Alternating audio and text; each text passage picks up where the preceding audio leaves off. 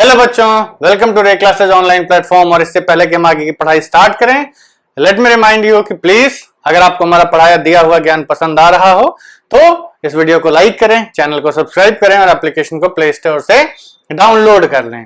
ठीक है, चलिए अब हम लोग आगे बढ़ते हैं।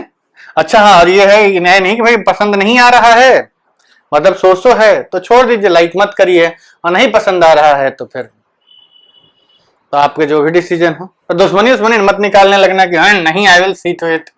चलिए क्वेश्चन नंबर 1, क्वेश्चन हमको सॉल्व करना है। देखिए सबसे पहले तो ये सिंप्लीफिकेशन का मतलब समझते हैं। सिंप्लीफिकेशन का मतलब होता है कि बेसिकली सिंप्लीफाई करने का मतलब कि आप यही लिख दो भाई सिंप्लीफिकेशन का क्या मतलब है। सिंप्लीफिकेशन का कोई सॉल्व तो करना नहीं होता ना कि भाई इसका आंसर निकालो,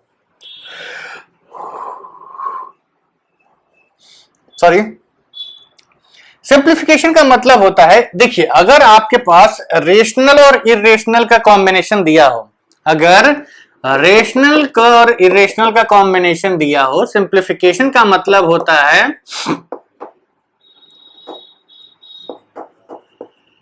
मीन्स कि we have to write the given expression as sum of irrational or irrationals, मतलब दो irrational नंबर का सम बना दो और sum of rational and irrational।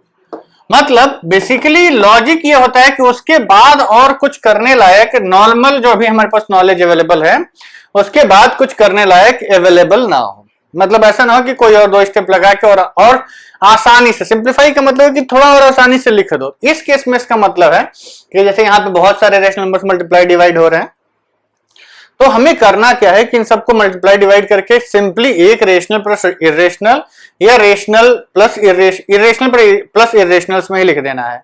मतलब उसमें कुछ और ऐसा ना हो कि कॉम्बिनेशन पॉसिबल हो। ठीक, चलिए आगे बढ़ते हैं। इसको हम लोग देखते हैं कि इसको कैसे करना है। क्वेश्चन नंबर 1, अगर आपको प्रैक्टिस अच्छी खासी हो चुकी है तो आप इन क्वेश्चंस को कर लीजिए, आंसर्स मैच कर लीजिएगा। क्वेश्चन नंबर 1 ये कह रहा है 5 plus root 7 into 2 plus root 5। ये बताओ इसमें कुछ कॉमन दिख रहा है? तो कहेंगे नहीं भाई, सब नंबर अलग है, रूट 5 अलग है, रूट 7 अलग है, 2 अलग है, रूट 5 अलग है, सारे के सारे नंबर्स आपके, सॉरी पता नहीं क्या हो गया बच्चों, चलिए एनीवेज ये जो नंबर्स हैं आपके सारे अलग अलग हैं। तो जो हमने प्रॉपर्टीज पढ़ा रहे थे ना, उसमें कौन सी प्रॉपर्टी थी? पहली वाली, दूसरी वाली, तीसरी वाली थी, हाँ नहीं तीसरी नहीं, चौथी नहीं, पांचवी थी, फिफ्थ प्रॉपर्टी थी। फिफ्थ प्रॉपर्टी थी जिसमें था आपका रूट ए plus root b into root सी प्लस रूट डी। अब या तो भाई रट लो जो हमने लिखवाया था कि root A B, root A C, root B C, root B D सबका सम, या फिर आप जो हमने डिस्ट्रीब्यूशन का लॉ बताया था उससे इसको डिस्ट्रीब्यूट कर दो। देखो सिंपल है बच्चों, रट के भी लिखोगे तो भी कंफ्यूजन उतना ही होगा, गलती होने के चांसेस उतने ही, सॉरी गलती होने के चांसेस उतने ज्यादा होंगे। मल्टीप्लाई करोगे तो गलती होने के चांसेस कम है। मल्टीप्लिकेशन आपकी रग रग में बसा हुआ है, आप बहुत मल्टीप्लाई करते आ रहे हैं। अब सिर्फ यही है कि रेडिकल साइंस इन्वॉल्व है, तो किसको हम किसके साथ मल्टीप्लाई करना चाहते हैं ये अलग चीज है, किसको हम किसके साथ मल्टीप्लाई करेंगे ये अलग चीज है, कंबाइन करेंगे अलग चीज है, लेकिन करना हमको बेसिक मल्टीप्लिकेशन ही है, करना हमको बेसिक मल्टीप्लिकेशन ही है। तो चलिए मल्टीप्लाई करते हैं। पहले हम इस ब्रैकेट को इस दोनों पे डिस्ट्रीब्यूट कर देते हैं। तो इस 5 को हम इससे मल्टीप्लाई करेंगे, रूट 7 को इससे मल्टीप्लाई करेंगे, तो क्या आएगा 5 into 2 plus root 5, root 7 into 2 plus root 5। हमने मल्टीप्लिकेशन एडिशन के ऊपर डिस्ट्रीब्यूटिव होता है, तो हमने कहा भाई कि इसको इससे मल्टीप्लाई कर दो और इसको इससे मल्टीप्लाई कर दो। वेरी गुड, आगे बढ़ते हैं। अब इसमें भी डिस्ट्रीब्यूटिव होता है तो कहेंगे कि दोनों को अलग अलग मल्टीप्लाई कर दो, तो ये आएगा 5 into 2 plus 5 into root 5 plus 2 into root 7 या रूट 7 इंटू 2 लिखो, कोई दिक्कत नहीं है, plus root 7 into root 5।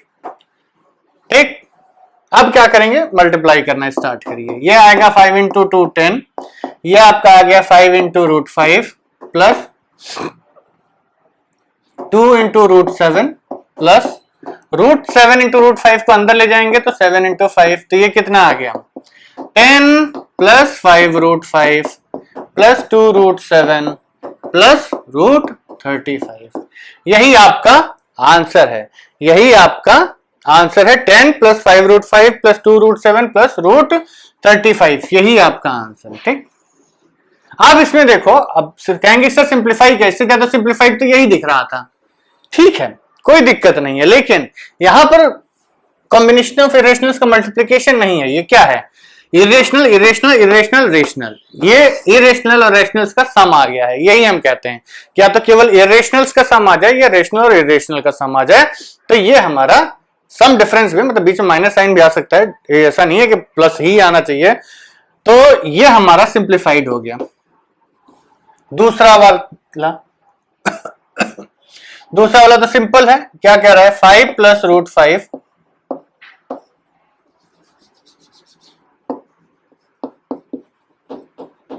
Into 5 minus root 5।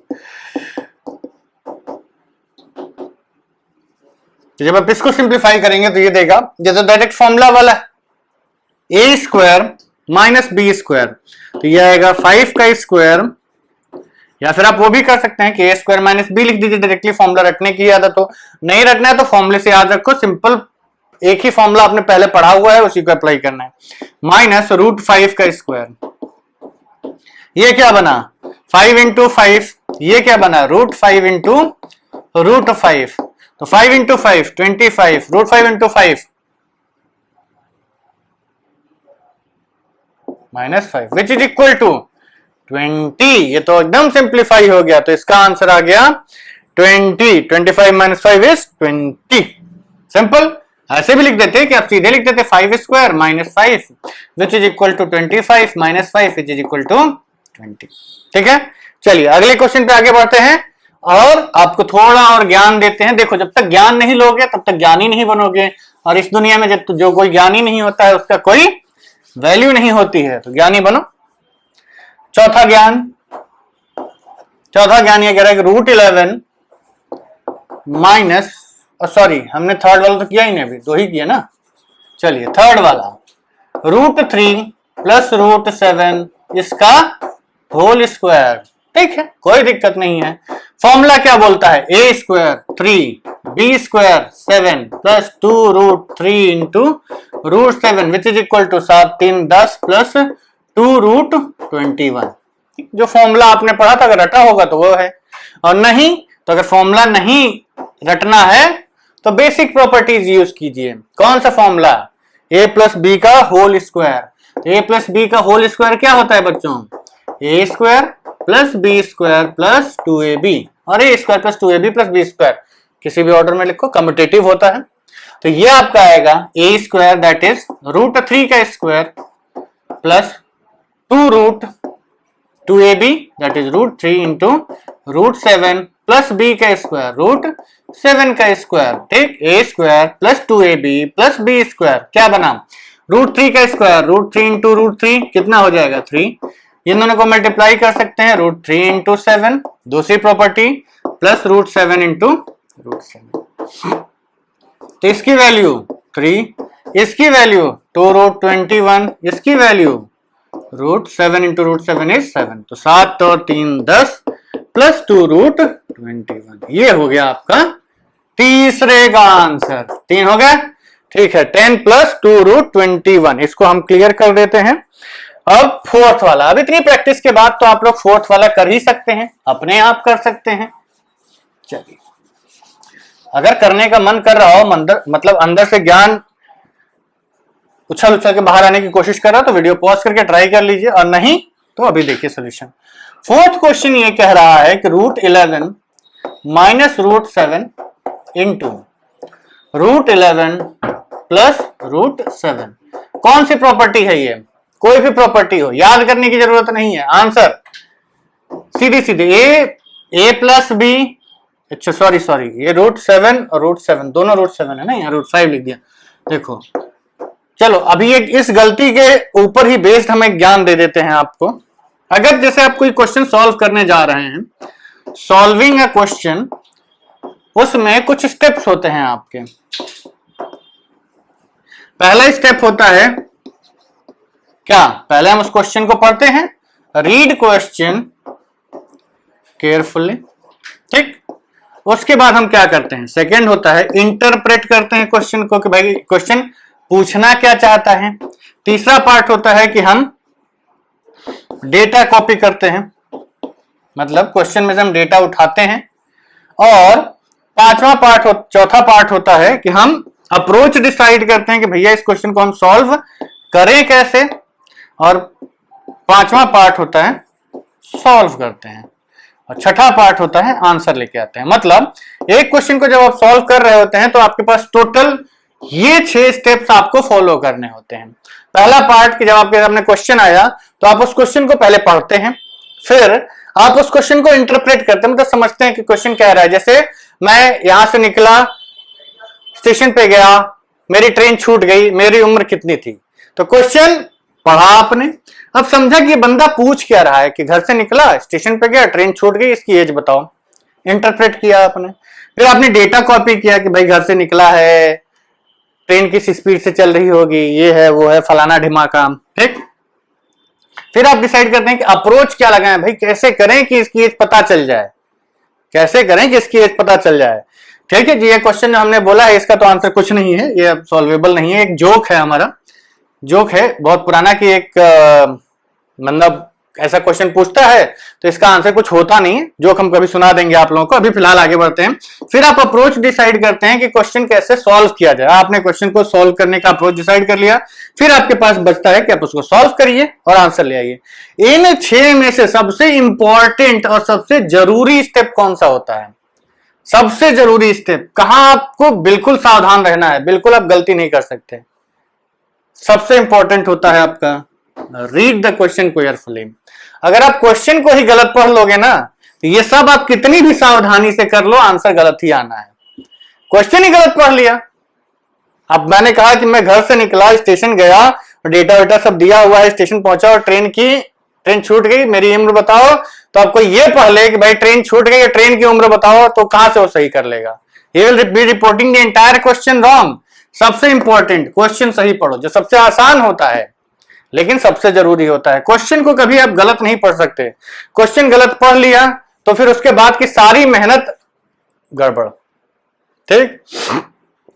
Question सबसे ध्यान से पढ़िए, उसके बाद बहुत ध्यान इसको, जब सही से क्वेश्चन पढ़े होंगे तो इंटरप्रिटेशन भी अपने आप, ये चेन रिएक्शन टाइप का ही कि ये सही होगा तो ये सही हो जाएगा, फिर उसका आप इंटरप्रिटेशन भी सही निकालेंगे। अगर आपने इंटरप्रिटेशन सही निकाला है, क्वेश्चन सही से पढ़ा है, तो डेटा भी सही उतारेंगे, डेटा सही उतारेंगे तो अप्रोच भी सही डिसाइड होगा, अप्रोच सही होगा तो सॉल्यूशन सही होगा, सॉल्यूशन सही होगा तो आंसर सही होगा। लेकिन अगर यही गलती कर दी तो फिर भूल जाओ, सब गलत हो जाएगा, बाकी सब आप कितना भी सही कर लो।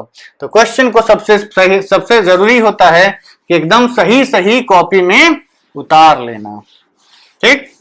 समझना, पढ़ना, वो आपने सही कर लिया तो क्वेश्चन सही हो जाएगा, ठीक है। अभी जैसे हमने √5 लिख दिया था, उसके बाद हम यहाँ कितना भी ज्ञान बांट लेते हैं, क्या होता? गलत ही होता ना। क्वेश्चन उतारना सही है। √11 - 2 बार हमेशा क्वेश्चन को चेक करिए, 2 बार कम से कम चेक करना होता है क्वेश्चन को। √11 - √7, √11 + √7 कौन सा? ये तो आपका दूसरा तीसरा वाला फॉर्मूला है, a - b। फॉर्मूला लगाओगे तो सीधे आंसर लिख दो 4। और नहीं लगाना है फॉर्मूला तो याद रखो कॉन्सेप्ट याद रखोगे बच्चों तो फॉर्मूला याद नहीं। कितने फॉर्मूले याद करोगे? मैथमेटिक्स तो फॉर्मूले से भरी पड़ी है, कितने फॉर्मूले। अभी इसमें तो कम छोड़ो, ट्रिग्नोमेट्री में तो इतने फॉर्मूले आएंगे, इतने फॉर्मूले, कैलकुलस में इतने फॉर्मूले, फिर कोऑर्डिनेट में बहुत सारे फॉर्मूले। तो फॉर्मूले का रटने की आदत डालोगे तो परेशान रहोगे। Mathematics is not about mugging up. Mathematics कभी भी रटने के लिए नहीं होता है। चलिए आगे बढ़ते हैं। तो इसका हम कहेंगे कि a + b है इंटू a - b है, तो क्या आएगा? इसको हम लिखेंगे a + b into a - b is what? a² - B square, तो यह आएगा √11 का स्क्वायर माइनस √7 का स्क्वायर, तो ये आपका आ गया √11 इंटू √11 माइनस √7 इंटू √7। अब तक तो आपको समझ में आ ही गया होगा कि स्क्वायर रूट लो और उसको स्क्वायर कर दो तो क्या मिल जाता है, √11 एक ऐसा नंबर होता है जिसको 2 बार मल्टीप्लाई करें तो 11 मिल जाएगा। √7 एक ऐसा नंबर होता है जिसको 2 बार मल्टीप्लाई करें तो 7 मिल जाएगा। तो 11 माइनस 7 इज 4, 7 और 4 11। ठीक है बच्चों, तो इसको आप लोग समझिए, नोट करिए, तब तक हम बोर्ड क्लियर करके आगे के क्वेश्चंस लिखते हैं।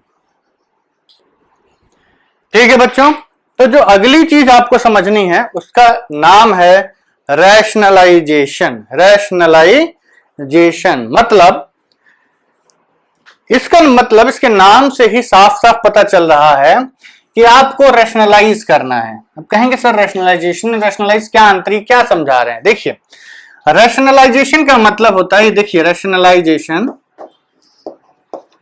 अगर हम केवल इतना पढ़ें रैशनलाइज, स्पेलिंग गलत लिखी है हमने, शायद सही कर देते हैं इसको, रैशनलाइजेशन। ठीक, तो इसमें ध्यान से देखिए एक वर्ड आ रहा है रेशनल।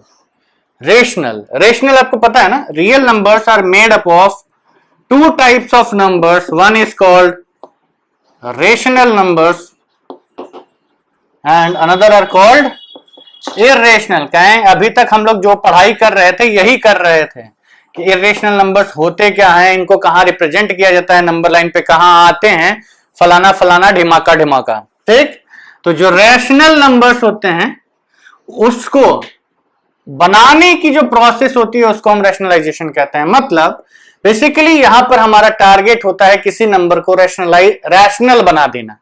रैशनल बना देना मतलब उसका जो इर्रेशनल पार्ट है उसको गायब कर देना।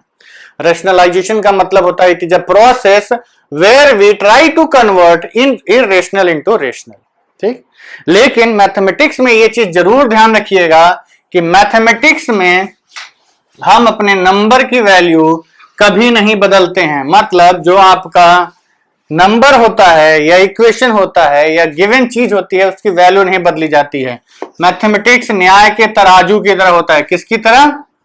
न्याय के तराजू की तरह। एक साइड आप जितना वेट बढ़ाते हैं दूसरी साइड भी आपको उतना ही वेट बढ़ाना होगा, वरना इसका बैलेंस गड़बड़ हो जाएगा। आप लोगों ने जब लीनियर इक्वेशन सॉल्व करने सीखी होंगी तो हमने कहा, आपने पढ़ा होगा कि ये जो इक्वेशंस होती हैं इनको आप दोनों साइड जो भी ऑपरेशन करते हो दोनों साइड करते हो। ऐड करना है दोनों साइड करो, सब्ट्रैक्ट करना है दोनों साइड करो, डिवाइड करना है तो भी दोनों साइड करिए। तो उसी तरीके से अगर आपके पास सपोज करिए कोई फ्रैक्शन लिखा हुआ है 2/3, हमें इसको वैल्यू को चेंज किए बिना कुछ ऑपरेशन करना है, तो जो भी करना है वो दोनों ऊपर नीचे करना पड़ेगा। ऊपर नीचे 2 से मल्टीप्लाई कर दो, ऊपर नीचे 3 से मल्टीप्लाई कर दो, ये सब करते जाएंगे ना, लेकिन हमारी वैल्यू 2/3 ही रहनी चाहिए। वैल्यू पे कोई फर्क नहीं पड़ना चाहिए।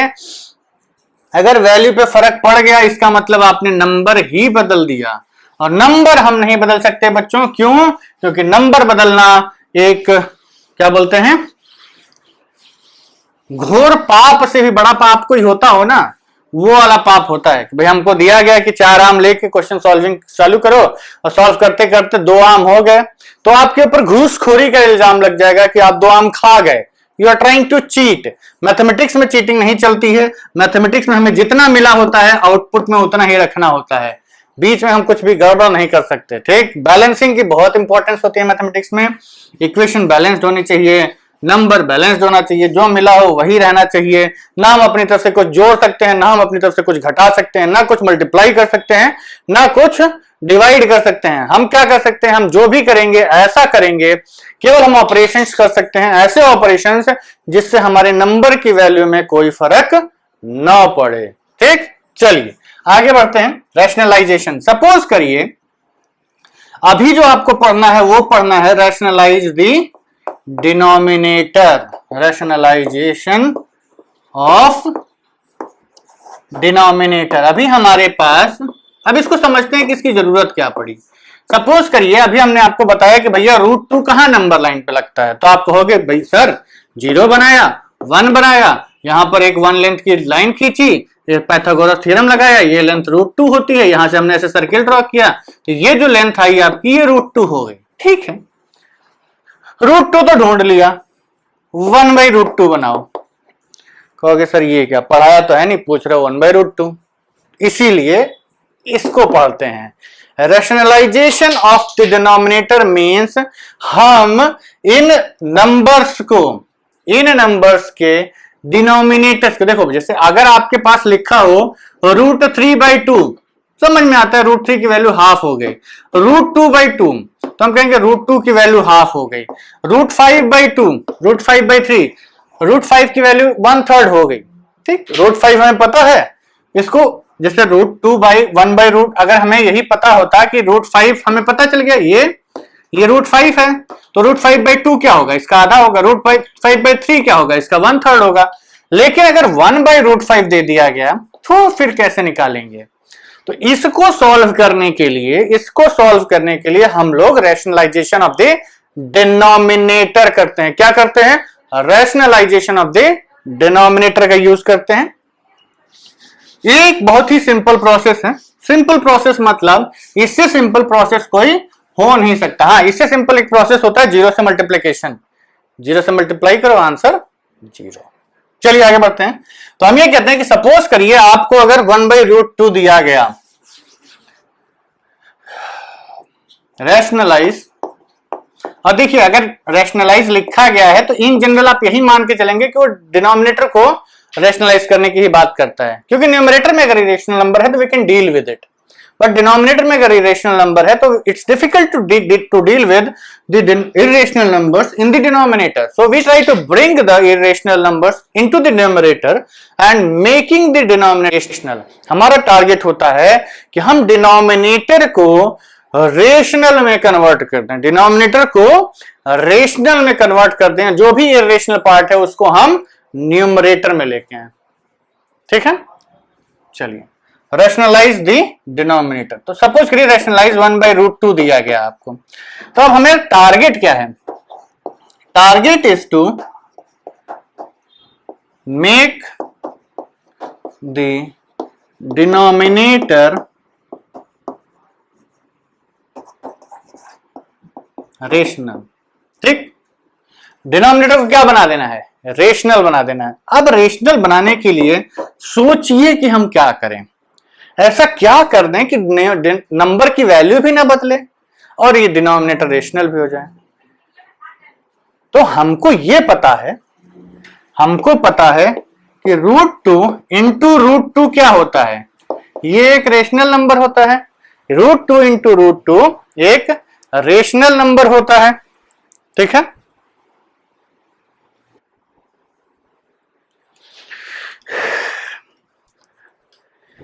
ठीक है बच्चों, चलिए तो हमको यह पता है कि √2 इंटू √2 क्या हो जाता है। अगर हम √2 एक ऐसा नंबर होता है जिसको 2 बार मल्टीप्लाई करेंगे तो 2 मिल जाएगा। 2 एक कैसा नंबर? इरेशनल। √2 कैसा है? इरेशनल। मतलब अगर हम √2 को √2 से मल्टीप्लाई कर दें तो ये रेशनल में चला जाएगा। किस में चला जाएगा? रेशनल में चला जाएगा। तो हमारा टारगेट है कि हमें डिनोमिनेटर में √2 से मल्टीप्लाई करना है, लेकिन अगर हमने केवल डिनोमिनेटर में √2 से मल्टीप्लाई कर दिया तो हमने पाप कर दिया। कैसे पाप कर दिया? कि भैया ये जो नंबर दिया हुआ ये वो नंबर नहीं है जो दिया था, ये वो नंबर नहीं है जो दिया गया था, हमने नंबर की वैल्यू को चेंज कर दिया। अब क्या करना है कि भाई अगर √2 से आप डिवाइड कर रहे हो तो √2 से मल्टीप्लाई भी करना पड़ेगा, √2 से मल्टीप्लाई भी करना पड़ेगा। तो इसका मतलब अब हमारा ये नंबर ये कट के बेसिकली क्या बन जाएगा? ये 1 हो जाएगा। तो हमने अभी भी 1 से ही मल्टीप्लाई किया, तो हमने 1 से मल्टीप्लाई किया, लेकिन अब हमारा जो डिनोमिनेटर है वो रेशनलाइज हो जाएगा। क्यों? क्योंकि ये रेशनल में कन्वर्ट हो जाएगा। क्यों? क्योंकि 2 बार √2 का मल्टीप्लीकेशन क्या देता है?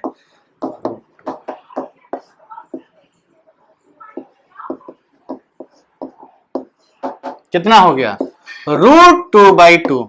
अब आपसे कोई कहे कि 1/√2 इसकी वैल्यू √2/2 के बराबर होती है तो आप क्या कहेंगे? बिल्कुल सही, 1/√2 इज इक्वल टू √2/2। इसका डिनोमिनेटर इरेशनल, इसका डिनोमिनेटर रेशनल, इसी को हम बोलते हैं process of rationalisation of the denominator, और इन जनरल रैशनलाइजेशन। केवल रैशनलाइजेशन भी लिखा हो तो भी इसका मतलब होता है रैशनलाइज द डिनोमिनेटर। ठीक है बच्चों, तो चलिए अब आपको कुछ क्वेश्चन यहां लिख देते हैं, रैशनलाइज करिए। 1/√3, 1/√5 से 2/√6 और 5/√2। इन सबको आप ट्राई करिए, वीडियो पॉज करिए, रैशनलाइज करिए और आंसर लिखिए। तो देखिए अब आप, आई सपोज आप सब लोगों ने ट्राई कर लिया होगा, इसको हम किससे मल्टीप्लाई करेंगे? √3 इंटू √3 एक रेशनल नंबर होता है, तो ऊपर नीचे उसी से मल्टीप्लाई कर दो। क्या हो गया? √3 इंटू 1 √3 हो गया, √3 इंटू 3 3 हो गया। ये हो गया आपका rationalised part. 1/√5, 1 into √5, √5 into √5 rational होता है, तो √5 इंटू √5 ये क्या बन गया? √5/5। 2/√6, 2/√6 इसको ऊपर नीचे √6 से मल्टीप्लाई डिवाइड कर दो। तो क्यों? क्योंकि √6 इंटू √6 रेशनल होता है, तो ये हो जाएगा 2√6/6। कट जाएगा, 3 बचेगा, √6/3।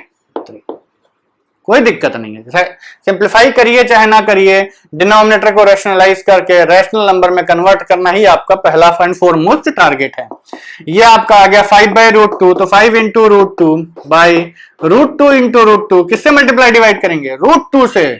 क्या बना? 5√2/2। इसको हम कहते हैं पूरा प्रोसेस ऑफ रैशनलाइजेशन। ठीक है बच्चों, चलिए अब आप लोग इसको नोट करिए, समझिए और कॉन्सेप्चुअली एकदम क्लियर रखिए। ठीक, अब आप लोगों को अगली क्लास में हम रैशनलाइजेशन पे बेस्ड बहुत सारे क्वेश्चंस करवाएंगे। क्वेश्चंस की प्रैक्टिस अच्छे से करनी है, क्योंकि अगर क्वेश्चंस की प्रैक्टिस नहीं करोगे तो ये जितना भी फॉर्मूला है ना, ये रट रट के जाना पड़ेगा एग्जाम में, और रटा हुआ ज्ञान कितना काम आता है ये आप लोग बहुत अच्छे से जानते होंगे कि भाई जब एग्जाम में क्वेश्चन आया बैठ के लेके याद ही नहीं आ रहा, पूरा जोर लगा रहे हैं, तरह तरह का मुंह बना रहे हैं, अगल बगल से देख रहे हैं, याद ही नहीं आ रहा है। क्या फायदा ऐसे याद करने का? समझ लो कि उस टाइम याद नहीं भी आया तो कैसे आया था ये कॉन्सेप्ट, इसको आप अप्लाई करना जान जाए। जैसे आपके सामने मान लीजिए कोई भी नंबर दिया हो, रैशनलाइजेशन वर्ड सुनते ही आपको ये याद रखना है कि भैया हमें डिनोमिनेटर को क्या कर देना है? रैशनलाइज, उसको रैशनल में कन्वर्ट कर देना है। जैसे मान लीजिए आपको दिया गया 4/√12। अब इसको आप कैसे भी करिए कोई फर्क नहीं पड़ता, कैसे भी करिए कोई फर्क नहीं पड़ता। 4√12 इंटू √12 क्या होता है? रेशनल नंबर, ऊपर नीचे √12 से मल्टीप्लाई कर दीजिए, तो ये क्या आ जाएगा? √12। तो ये आपका आ गया 4√12/12, 4 3 12, ठीक, √12/3। बहुत सारे बच्चे कहेंगे कि सर ये जो 4/√12 लिखा है ना, इसको हम लिख सकते हैं 2 इंटू 2 इंटू 3, मतलब बेसिकली 4/√2 इंटू √2 इंटू √3। इसका मतलब √2 इंटू √2 तो 2 हो गया, तो 4/2√3 ये कट गया, कितना बचा? 2। अब केवल हमें रैशनलाइज तो √3 को ही करना है ना, बेटा आंसर सेम ही आएगा, √3/√3 इंटू √3 कितना आया? 2√3/3। अब ध्यान से देखो तो ये यही नंबर है। अब कहोगे सर कैसे? तो √12 को क्या लिखोगे आप? √12 is 2 into 2 into 3 upon √3, √2 into √2 2 √3/3 है, सॉरी। ठीक, तो देखिए आंसर दोनों तरीके से सेम आता है। मैथमेटिक्स में आंसर कभी भी अलग नहीं आता, ये नहीं कि हमने मेथड अलग कर दिया, हमने अप्रोच अलग लगा दी तो आंसर अलग आ जाएगा। जो बच्चे ऐसा बोलते हैं ना, वो केवल बहाना ढूंढते हैं अपने गलत अप्रोच को जस्टिफाई करने के लिए उन टीचर्स या उन गार्जियंस को जिनको मतलब जो बच्चे लगते हैं ना गार्जियन बेवकूफ होता है, टीचर बेवकूफ होते हैं, तो वो लोग ना टीचरों को ही ज्ञान देने लगते हैं, सर मैंने मेथड दूसरा लगा दिया था सर इसलिए आंसर गलत आ गया। बेटा मैथमेटिक्स में एक चीज याद रखना कि आंसर कभी भी अप्रोच या मेथड पे डिपेंड नहीं करता है। मैथमेटिक्स में भैया तुम चाहे जो अप्रोच लगाओ आंसर वही आएगा जो आना चाहिए। तो इट डजंट मैटर कि which approach you are trying, somewhere किसी न किसी तरीके से घुमा के आंसर सबका सेम ही आएगा।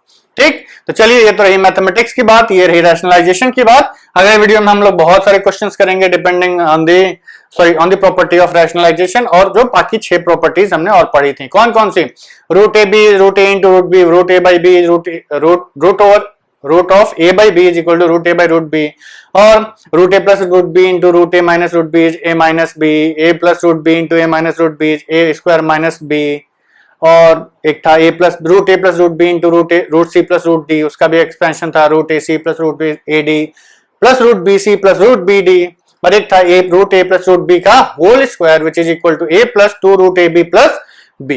ये सारी प्रॉपर्टीज आपको भी अच्छे से समझ में आ जानी चाहिए। देखो याद नहीं होगा लेकिन इतना प्रैक्टिस कर लो ना कि दिमाग में वो चीजें बैठ जाएं कि क्या मतलब है, किस फॉर्मूले से रिलेट किया, जिस फॉर्मूले से रिलेट किया था वो तो आपके लिए काफी काफी काफी यूज्ड फॉर्मूला है, बहुत रग रग में बस गया होगा, तो उसका एप्लीकेशन भी बच जाएगा। ठीक, चलिए अब इस वीडियो के लिए इतना काफी है। Let's meet in the next video. Please subscribe to our channel, like our videos and download our application from Play Store. Thank you very much.